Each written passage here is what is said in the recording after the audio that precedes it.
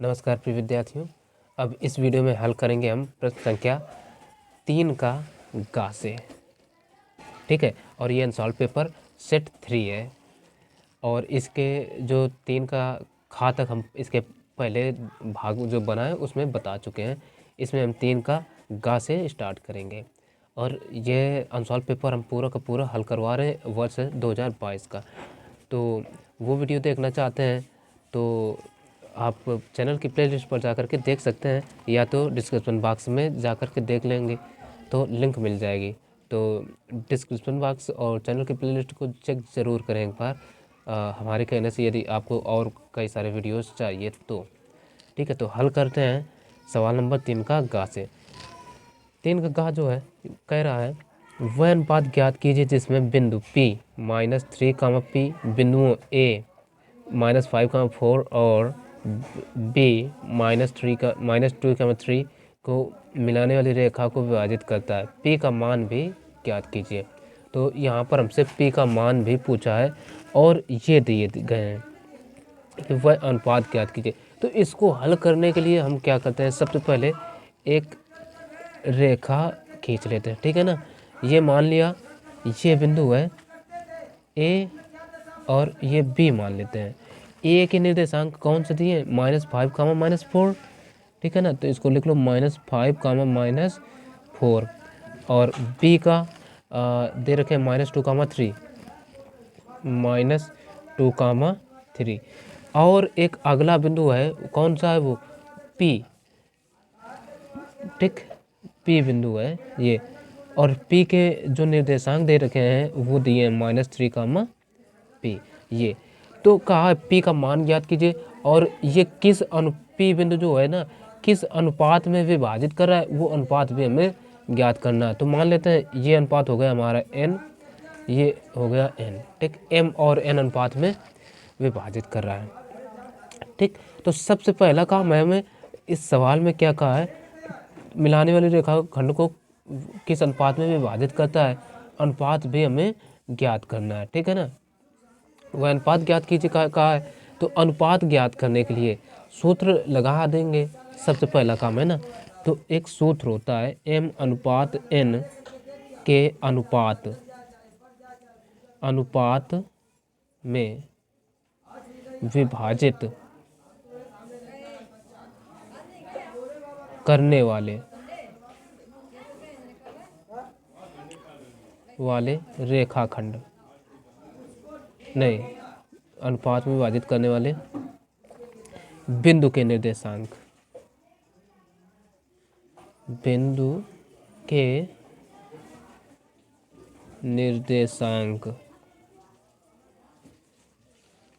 ठीक है, निर्देशांक होते हैं हमारे x, y। ठीक है ना, ये मानते हैं x, y बराबर, सूत्र हो जाता है m2x, नहीं m2 तो m1 mn माने है ना, तो mx2 प्लस ny1। तो ये निर्देशांक होते हैं। ठीक है ना, ये सूत्र होता है कुल मिलाकर के, मान लीजिए। तो अब देखो x का मान कौन सा होता है भाई, अगर बिंदु P कोई भी बिंदु दिए है तो x का पहले वाला मान होता है, जैसे -3 वो x के बराबर होगा। ठीक है ना, तो x के बराबर इस सूत्र के बराबर वो हो जाएगा, और P जो है ना वो इसके बराबर में होगा। तो यहाँ पर हम क्या करेंगे, ये जो -3 है इसको इसके बराबर करा लेते हैं, तो इससे हमारा अनुपात निकल आएगा। तो हम लिखेंगे -3 बराबर m, और ये x2 प्लस n, देखो यहाँ y लिख गए जबकि यहाँ x1 होगा। ठीक है ना, ये x1 अपान m प्लस n। तो अब इनके मान रख दो, तो -3 बराबर m तो m ही है, x2 देखो ये मानते हैं x1, ये y1, ये x2 और ये y2। ठीक, तो x2 का मान यहाँ पर क्या है, -2 प्लस n, फिर x1 का मान है इधर -5 अपान क्या है m प्लस n, तो m प्लस एन ही रहेगा। अब m और प्लस एन का इधर गुणा करा दो तो इधर होगा, तो ये आ जाएगा -3m -3n बराबर -2 का m में गुणा तो -2m -5n अपान इधर हो जाएगा m प्लस का n ओ, ये तो मल्टीप्लाई हो चुका है, ठीक है, अपान में कुछ रहेगा नहीं। अब m वाले पद एक तरफ n वाले एक तरफ कर लो, तो m को इधर लाओ तो ये माइनस का कितना है 3m और इधर से ये आएगा प्लस का n हो जाएगा बराबर नहीं ये 2m, ठीक। अब 3n को इधर भेज दो तो ये आ जाएगा माइनस का 5n और ये प्लस का 3n।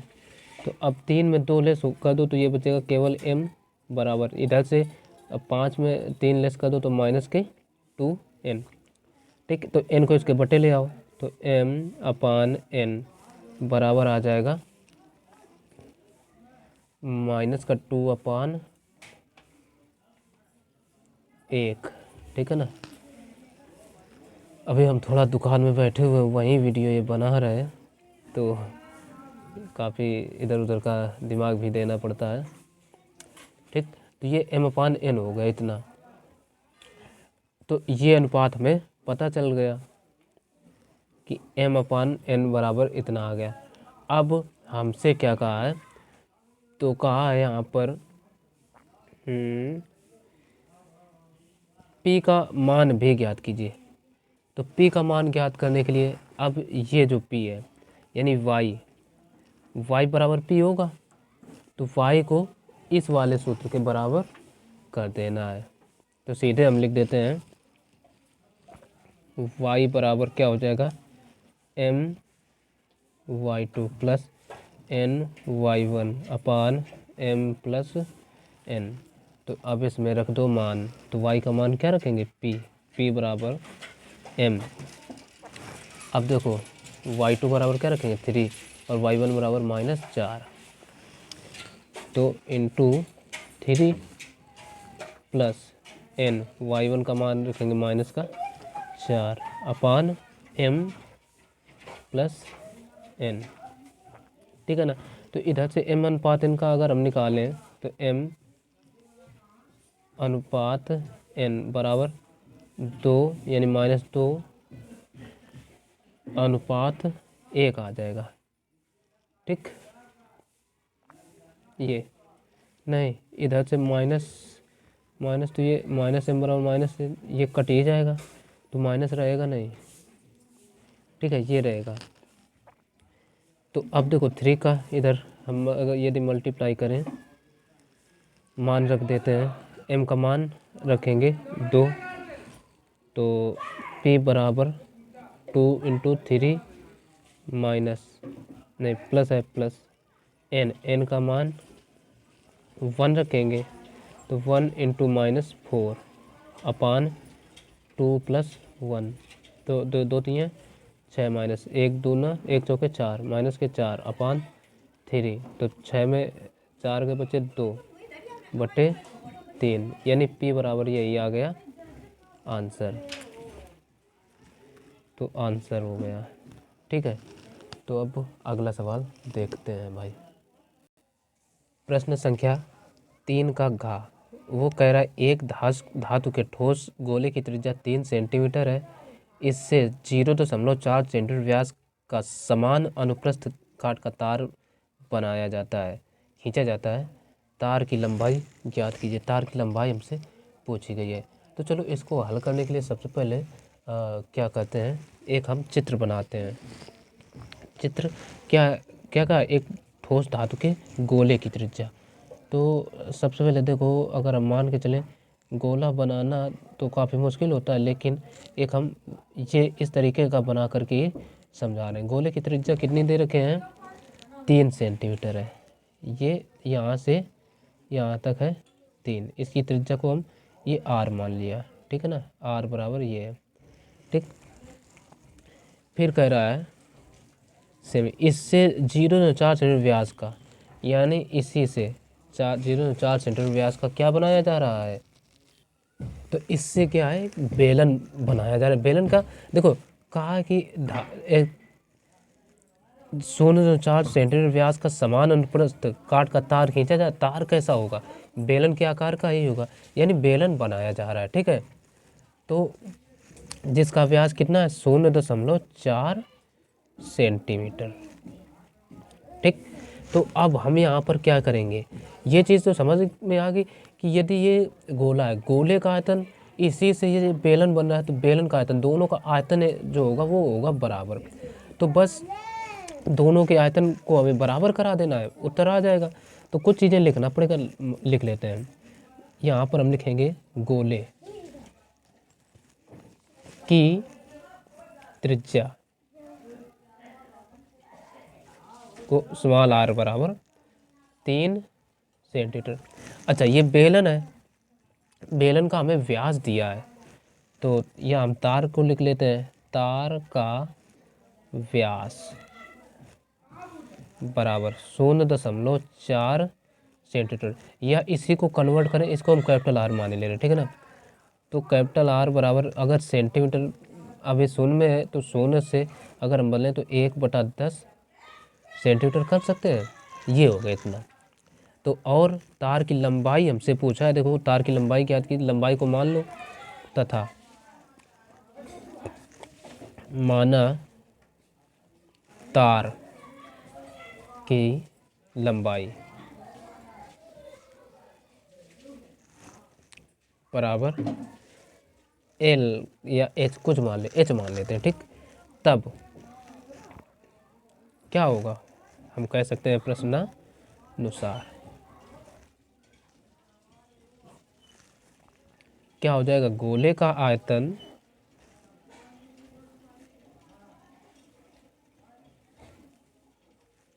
बराबर तार, तार कैसा है? बेलनाकार, यानी तार का आयतन। बस हो जाएगा। तो गोले का आयतन का सूत्र क्या होता है? 4/3 पाई r क्यूब, पाई r क्यूब होता है, बराबर तार का आयतन यानी pi capital R square h हो जाएगा। तो पाई से पाई तो कैंसल आउट। अब इधर बचा 4/3 इंटू r, r का मान देखो स्मॉल कितना है? 3 सेंटीमीटर, तो 3 गुणा 3 गुणा 3, ये हो जाएगा बराबर कैपिटल R का मान 1/10 लिखा, तो 1/10 गुणा 1/10 इंटू h को h माने तो h रखना पड़ेगा, 3 से 3 कट गया। अब गुणा करा लो। ठीक, 3 तिरका 9, और यहाँ व्यास है देखो 0.4, तो इसे हम 1/10 कहाँ से लिख दिए? तो इधर तो कुछ ना कुछ भाई परिवर्तन करते हैं। ये व्यास है, तो R बराबर व्यास को, इसको हम लिख रहे हैं इस रूप में, तो इंटू 2 से डिवाइड करेंगे, तो ये कितना आ जाएगा? 2 से 2 दूना 4, यानी 2/10 बचेगा। ठीक है ना, तो इसको हम 2/10 गुणा 2/10 करेंगे, तो इस 2 से ये 2 कटे, इस 2 से ये 2 भी कटे, तो इधर कितना हो जाए? 3 का 3 में गुणा, 3 तिरका 9 गुणा 10 गुणा बराबर h, तो h बराबर आ गया 900 ये सेंटीमीटर। ये आंसर आ गया।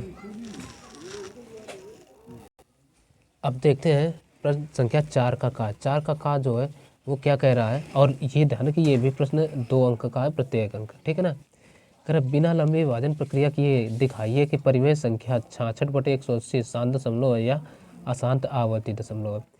बिना वास्तविक विभाजन के परिमेय संख्या 13/125 का दशमलव प्रसार भी ज्ञात कीजिए, यानी 2 सवाल है एक सवाल में। ठीक है, तो हम पहले 66/180 को करते हैं। तो हम सबसे पहले लिखेंगे 66/180। तो अब यहाँ पर क्या कहते हैं, हमें बिना जब भी कहते हैं बिना लंबी विभाजन प्रक्रिया के, तो हर को देखेंगे। हर कितना है? 180। इसके करने होते हैं अभाज्य गुणनखंड। अभाज्य गुणनखंड का मतलब सबसे छोटी अभाज्य संख्या 2 होती है, 2 से काटना स्टार्ट कर दो, कट रही है तो 2 9 18, फिर 2 से काट लो, 2 चौको 8, 1 बचा, 2 पंचे 10। अब 2 से नहीं कटेगा, 3 से काट के देखो, 3 एकम 3, 3 5 15, फिर 3 से 3 5 15, अब कटे 5 से, तो 5 एकम 5, तो 180 बराबर क्या आ गया यहाँ पर, 180 बराबर आ गया 2 गुणा 2 गुणा 3 गुणा 3 गुणा 5। अगर गौर से देखें तो इसको हम लिख सकते हैं 2 गुणा 2 को 2 की घात 2 गुणा 3 को 3 की घात 2 गुणा 5 की घात 1। अब अगर हम देखें हर जो है ना 2 to the power m into 5 to the power n के रूप का नहीं आया, तो हम यहाँ लिखेंगे चूंकि हर 2 to the power m into 5 to the power n के रूप का नहीं है, ठीक नहीं है, इसलिए ठीक है, इसलिए इसका दशमलव प्रसार अशांत आवर्ती होगा। तो ये तो फर्स्ट नंबर हो गया। अब देखेंगे सेकंड नंबर सवाल। सेकंड नंबर क्या कहता है, कह रहा है 13/125 का दशमलव प्रसार भी ज्ञात कीजिए। तो बिना लंबी विभाजन प्रक्रिया के इसका भी ज्ञात करना, तो इसको भी हर देखेंगे। हर में क्या 125, तो 125 के सबसे पहले करेंगे अभाज्य गुणनफल। तो 5 है इकाई का अंक, तो ये संख्या 5 से ही कटेगी, तो 5 दूना 10 और 5 25, फिर 5 से 5 5 25, फिर 5 से ही कटेगी, 5 एकम 5। तो इसका अगर हम देखें जो आया, हम लिखेंगे 125 बराबर कितना आ गया, 5 गुणा 5 गुणा 5, तो बराबर 5 की घात 3, और 2 की घात तो है नहीं, क्योंकि हमें हर का को 2 to the power m into 5 to the power n के रूप का बनाना है। तो इसको लिख सकते हैं 5 टू द पावर 0, ठीक है ना। 5 टू द पावर है ही नहीं, तो हमें तो कुल ना करके लिखना पड़ेगा। तो अब और किसी भी संख्या की यदि पावर में 0 है तो उसका मान 1 होता है, ये ध्यान रखिए, ठीक। तो अब हम लिखेंगे 13/125 बराबर 13 अब देखो 125 को हम कितना लिखा, 5 की घात 3, तो 5 की घात 3 गुणा। अब ये देखो अगर ये घात 3 है तो हमें क्या करना है, ऊपर नीचे जितनी घात ये है, नहीं ये 5 की घात 2 है, तो इसको 2 की पावर लिखेंगे, ठीक। तो 2 की पावर 3 से ही ऊपर नीचे गुणा करा दो, 2 की पावर 3। ऐसा क्यों किया भाई, क्योंकि ऐसे दोनों की घातें बराबर हो जाएंगी, तो हम आसानी से इनको हल कर सकेंगे। तो देखो 13 गुणा 2 की घात 3 मतलब 8 बटे 5 गुणा 3 2 की घात 3, ये करेंगे तो 13 × 104 होता है, बटे 5 दूना 10 की घात 3 हो जाएगा। तो ये आ जाएगा 104 बटे 1 2 3, एक के बाद 3 0।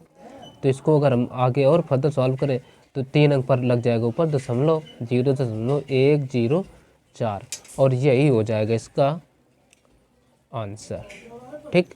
तो यहाँ से हमें ये मेन चीज़ ये ध्यान रखनी होती है, जब भी बिना लंबी विभाजन प्रक्रिया के दशमलव प्रसार ज्ञात करना होगा, तो हर को 5 की घात m गुणा 5 की घात n के रूप का बनाना होता है, और फिर दोनों की पावर सेम कराना ही होता है, चाहे ऊपर नीचे गुणा करा दो उसी संख्या से जितनी घातें कम पड़ रही हो, तो ठीक है।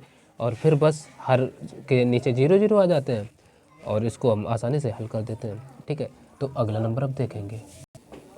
अब देखो यहाँ पर सवाल जो है ना क्या कहा है, कह रहा है यदि द्विघात समीकरण 3x² - 2kx + 2m बराबर 0 के मूल x बराबर 2 तथा x बराबर 3 है, तो k और m के मान ज्ञात कीजिए। यानी k और m के मान हमें ज्ञात करना है। तो ज्ञात करने के लिए सबसे पहले हम क्या करेंगे, ये समीकरण लिख लिया, ठीक। समीकरण लिखने के बाद हमें कहा दोनों मूल दिए हैं, यानी ये मूल क्या है, x के मान ये, तो x के मान हम क्या करें, बारी बारी से रखते हैं। तो हम पहले लिखेंगे x बराबर 2 रखने पर। चलो रख दो। तो 3 इंटू एक्स का मान हमें क्या रखना है पहले 2, तो 2 का होल स्क्वायर माइनस 2 के 2 प्लस 2m बराबर 0। तो देखो 3 गुणा 2 का वर्ग 4, ठीक है ना, माइनस 2 दूना 4 के प्लस 2m बराबर 0। तो 3 चौको 12 माइनस का 4k plus 2m is equal to 0। तो अब यहाँ से क्या करो, 12 को इधर भेज दो, तो इधर बचेगा माइनस का 4k प्लस का 2m बराबर माइनस के 12। इसको कह दो समीकरण 1। अब क्या करना है, x बराबर हमें अगला 3 रख देना है। x बराबर 3 रखने पर, और ये रख किस में रहे, ये जो समीकरण दे रखा है द्विघात है ना, उसी में रख रहे हैं।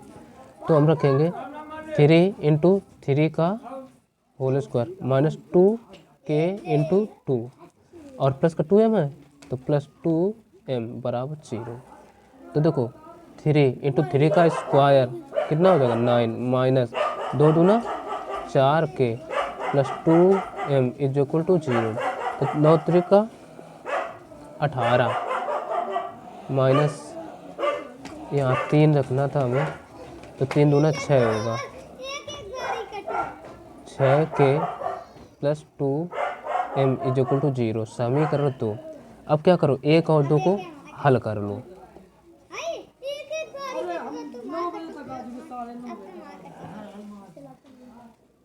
पहले इसको 18 को इधर तो भेज दें, यहाँ से माइनस का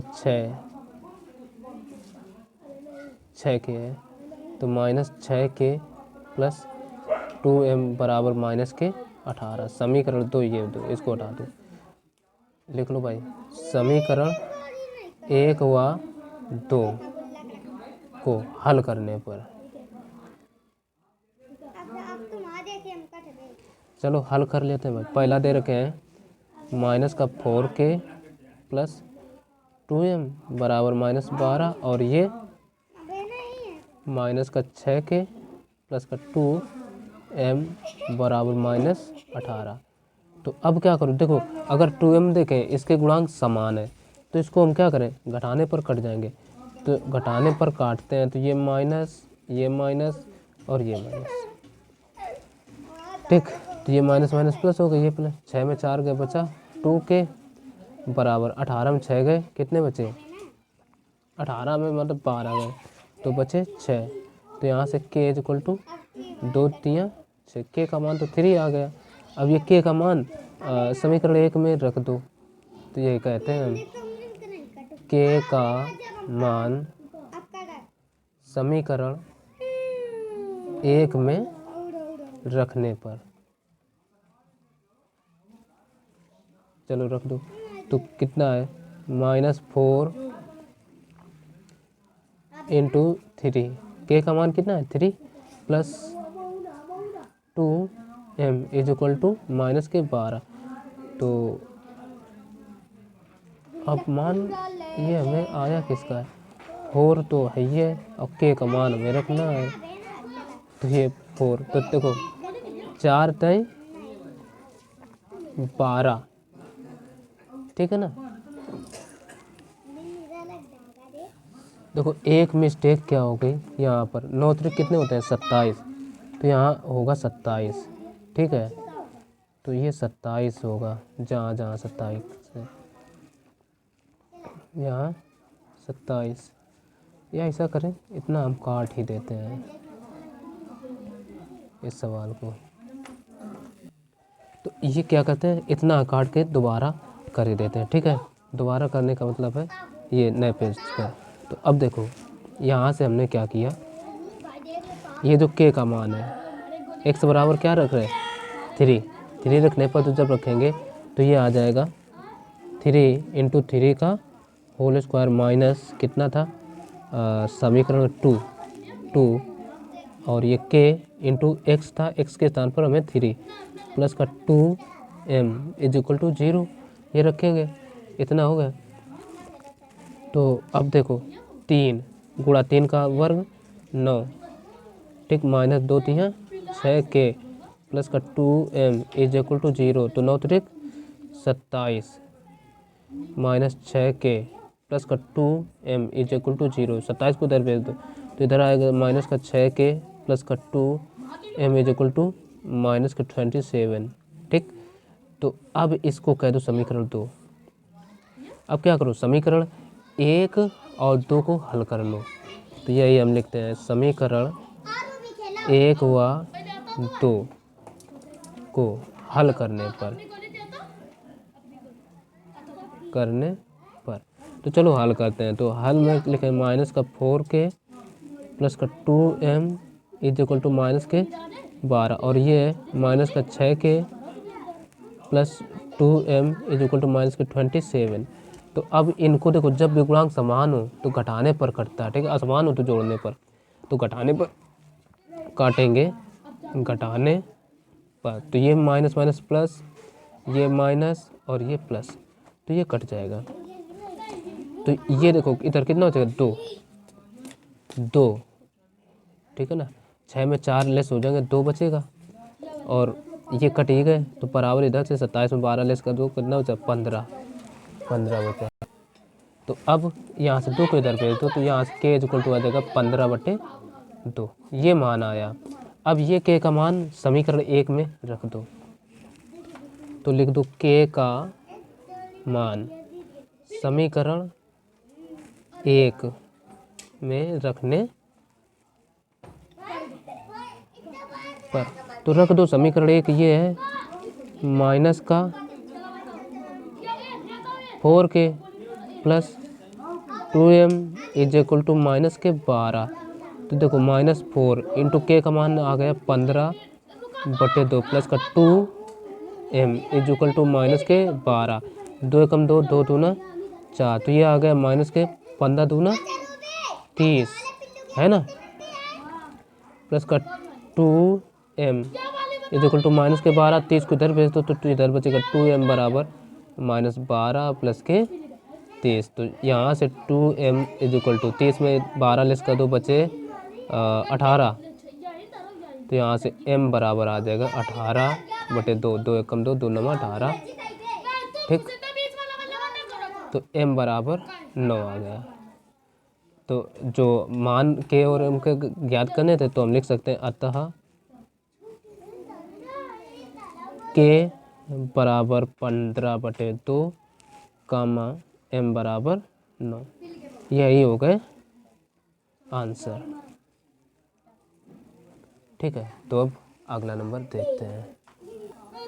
अब जो अगला सवाल है वो देखो यहाँ पर क्या कह रहा है, कह रहा है यदि बिंदु A 2,3 B 5, और C 6,7 संरेख हैं तो K का मान ज्ञात कीजिए। एग्जैक्टली हमें K का मान ज्ञात करना है। तो सबसे पहले ये एक हम क्या करें, एक ये रेखा दे रखे हैं, ठीक। यहाँ पर A, इसको B और ये C मान लेते हैं क्योंकि ये भी सीधी है। A के 2,3,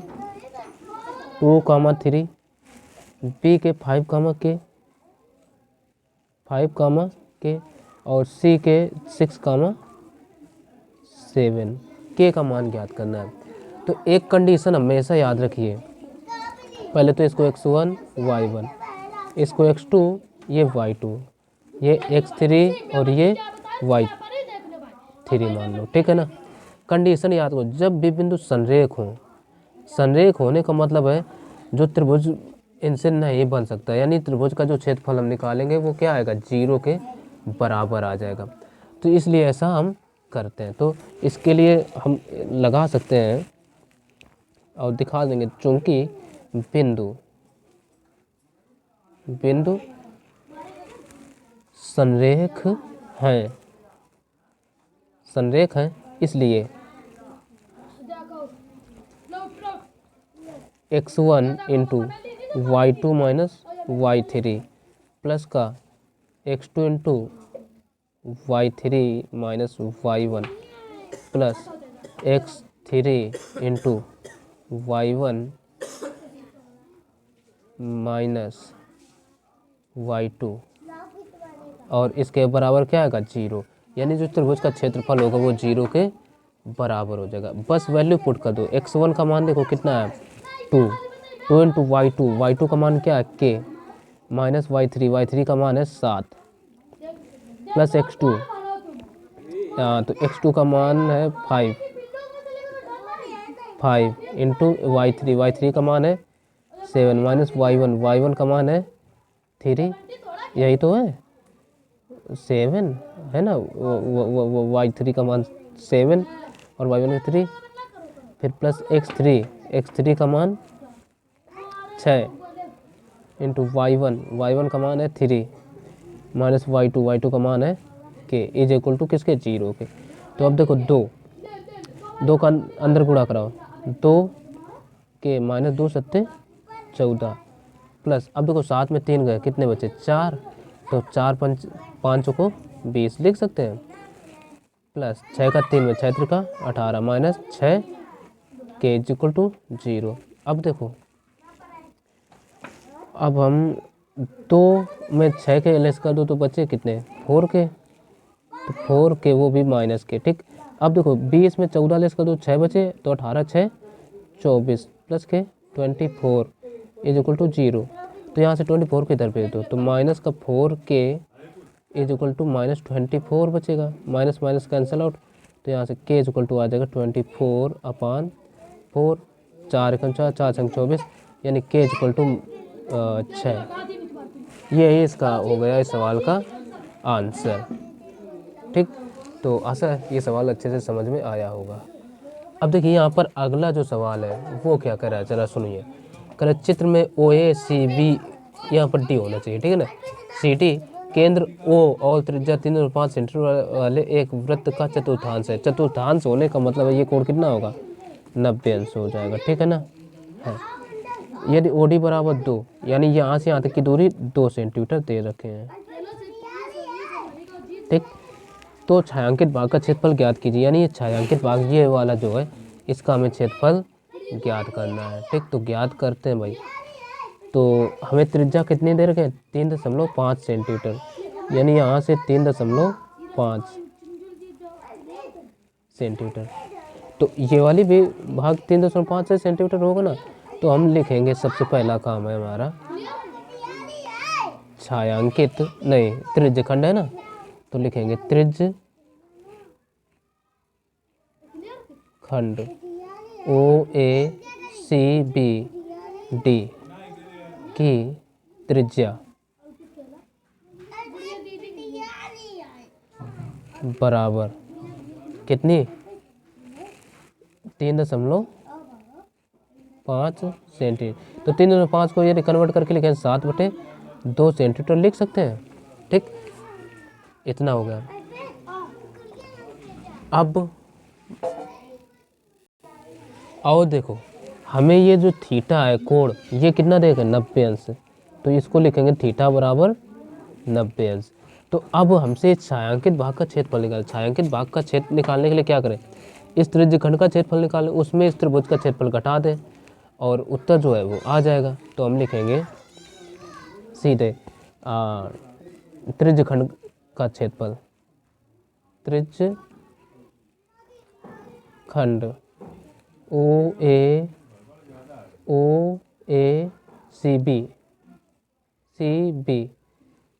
ठीक का क्षेत्रफल बराबर क्या होगा, त्रिज्य खंड का क्षेत्रफल का सूत्र क्या होता है, थीटा बटे 360 इंटू पाई आर स्क्वायर, ये होता है। तो या इसमें ये देखो पाई का मान ही था त्रिज्य खंड का, तो उतना ही हम लगा सकते हैं, वृत्त का चौथाई भाग है, लेकिन हमें थीटा पता है तो थीटा का मान रख दो 90 बटे 360 इंटू पाई का मान 22/7 इंटू आर का मान कितना रहेगा 7/2 इंटू 7/2, तो 9 एकम 9, 9 चौको 36, ठीक, और 2 एकम 2, 2 दूना 4, तो ये हो जाएगा 7 एकम 7, तो 7 दूना 14, ठीक है ना। देखो भाई 7 दूना 14 और बटे 4 दूना 8, यहाँ से भाई 11 बार कटेगा, ठीक है ना। तो 11 7 77/8 हो जाएगा, 77/8 8 और क्षेत्रफल है तो सेंटीमीटर स्क्वायर में लिखेंगे। अब इस त्रिभुज का क्षेत्रफल निकाल लो। लिखो त्रिभुज क्या है, ओ बी डी का क्षेत्रफल बराबर, त्रिभुज का क्षेत्रफल का सूत्र क्या होता है, 1/2 आधार इंटू ऊंचाई। ठीक, तो 1/2 आधार क्या है, 3/5, या इसको हम 7/2 लिख सकते हैं। इसी को देखो 7/2 इंटू ऊंचाई कितनी है 2, तो 2 से 2 काट दो, तो ये आ गया 7/2, 7/2 ये आ गया सेंटीमीटर स्क्वायर। अब छायांकित का निकाल लो। छायांकित भाग का क्षेत्रफल बराबर त्रिज्य खंड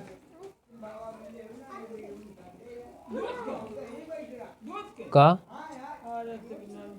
क्षेत्रफल माइनस त्रिभुज का क्षेत्रफल, त्रिभुज ओ बी डी का